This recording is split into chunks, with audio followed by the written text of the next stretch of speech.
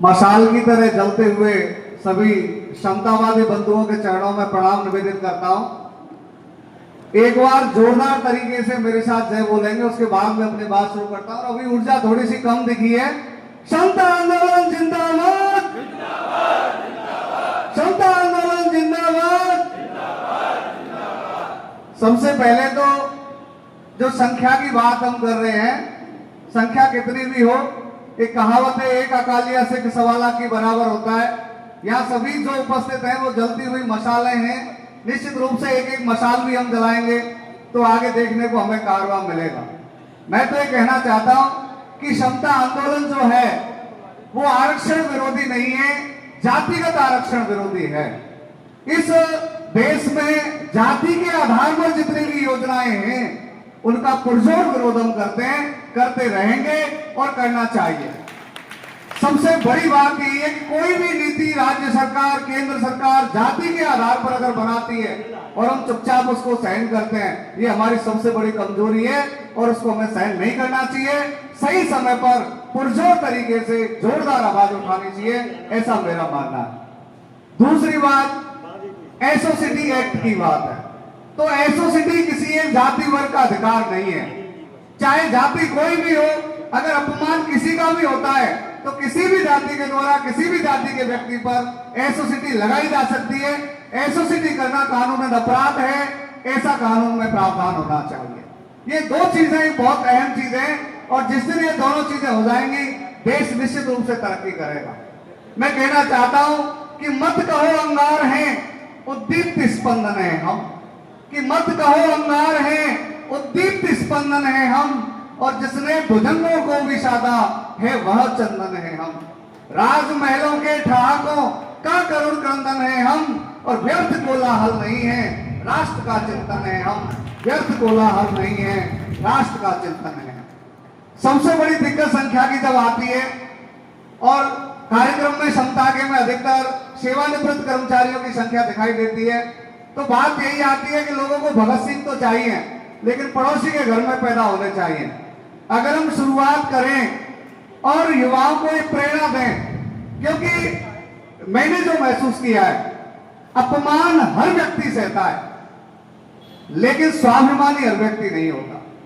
जो व्यक्ति स्वाभिमानी है उसे समता से जुड़ने का कहने की आवश्यकता नहीं है। उसने जो भोगा है, उसके अंदर जो टीस है, जिस दिन एक मसाल उसके पास पहुंच जाएगी वो मसाल जुड़ के अपने आप तैयार खड़ी हो जाएगी।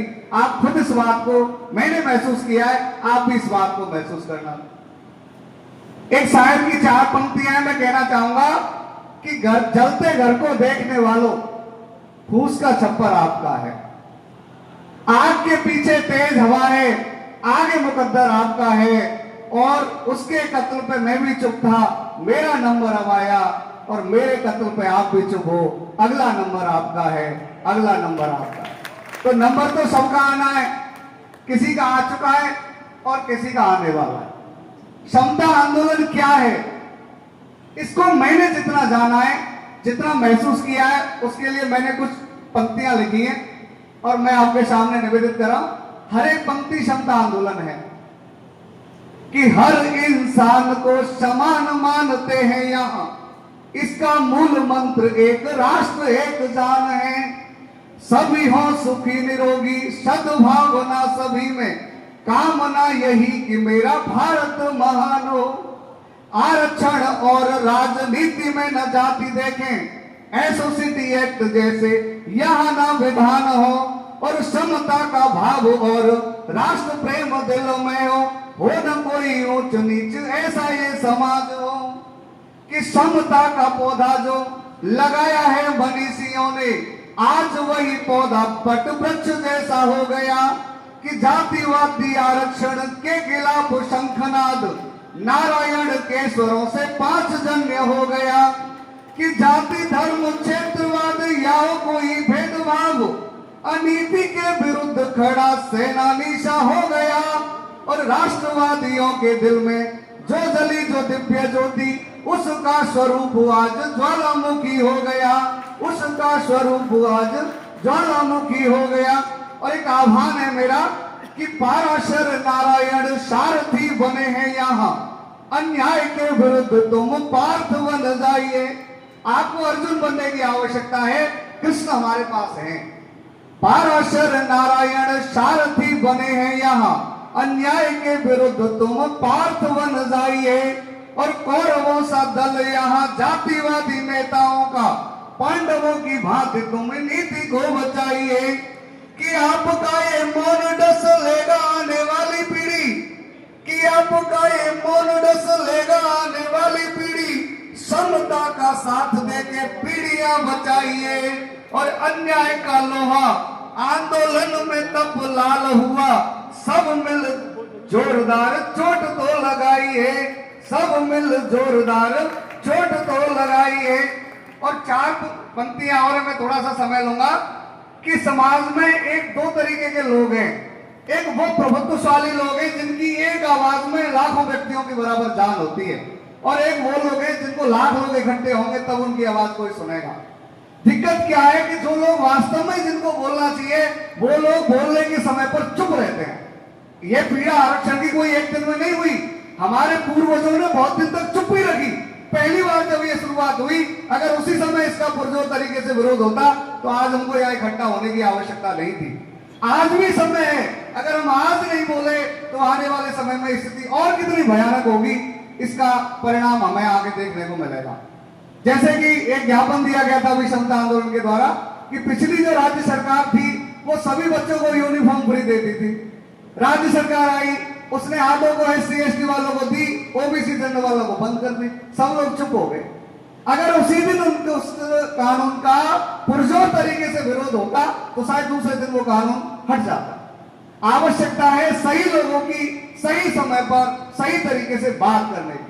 मैंने कुछ पंक्तियां निवेदित की हैं, अगर वो आपको जगाने का काम करें तो आपके श्री चरणों में उपस्थित है। और एक उदाहरण दिया है मैंने कि बोलो बोलो कुछ तो बोलो, कब तक मौन रहोगे। कि बोलो बोलो कुछ तो बोलो, कब तक मौन रहोगे। और सामर्थ्यवान होकर भी चुप हो, क्या भीष्म द्रोण बनोगे। दो उदाहरण दिए मैंने कि याद करो सभागार को जिसमें योद्धा थे सारे, याद करो सभागार को जिसमें योद्धा थे सारे। भीष्म द्रोण और कर्ण सरीखे संस्कृति के रखवारे।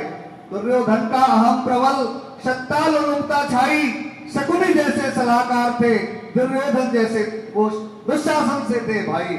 सबके बीच खड़ी पांचाली देती रही दुहाई, जिनके धन की टंकार मात्र से धरती कंपित हो जाती थी। बोलना किसको है कि जिनके धन की टंकार मात्र से धरती कंपित हो जाती थी। सुनकर उनका नाम मात्र लुंगी सबकी खुल जाती थी। वो भी मौन सभा में बैठे सब कुछ देख रहे थे, वो भी मौन सभा में बैठे सब कुछ देख रहे थे। यदि एक बार भी गरज द्रोण ने धनुष उठाया होता, यदि एक बार भी गरज द्रोण ने धनुष उठाया होता, या फिर बूढ़े भीष्म पितामह ने दायित्व निभाया होता, तो फिर यह दृश्य नहीं होता, तो फिर यह दृश्य नहीं होता, न होता समाज कलंकित, और निसंदेह महाभारत का युद्ध नहीं होता। फिर निसंदेह महाभारत का युद्ध नहीं होता। फिर यो चुप रहकर पतन देखना कहो कहां उचित है, यो चुप रहकर पतन देखना कहो कहां उचित है। और करना हो प्रतिकार जिस समय क्या बोलो मौन उचित है। इतिहास सबक देता है हमको, कुछ तो उससे सीखो। जहां उचित हो न्याय उचित हो, ना मौन रहो कुछ बोलो, बोलो बोलो बोलो अब तो तुम कुछ बोलो। जय हिंद, जय भारत। थैंक यू हमारे युवा